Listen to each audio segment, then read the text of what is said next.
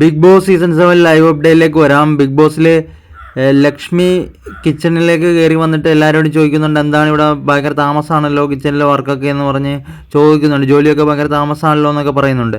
അപ്പോൾ ഇത് കേട്ടിട്ട് ഷാനവാസ് വന്നിട്ട് പറയുകയാണ്, നീ പോയി നിൻ്റെ പണി നോക്കിയാൽ മതി, ഇവിടെ നീ വന്ന് പറയാൻ നിൽക്കേണ്ടെന്ന് പറഞ്ഞു.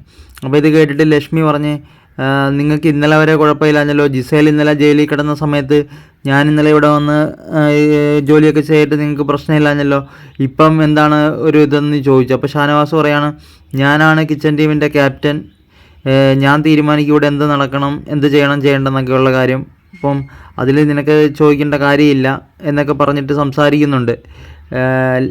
ലക്ഷ്മി ഒരു രീതി പറഞ്ഞാൽ ലക്ഷ്മിയുടെ ഭാഗത്ത് ശരി അങ്ങനെ വലിയ രീതിയിലില്ലെങ്കിലും ലക്ഷ്മിയുടെ അടുത്ത് ഇപ്പോൾ ഷാനവാസ് ചൂടായിക്കൊണ്ട് ഇങ്ങനെ സംസാരിക്കുമ്പം നമുക്ക് കേൾക്കുന്നവർക്ക് ഷാനവാസിനോടൊരു ഇത് തോന്നും.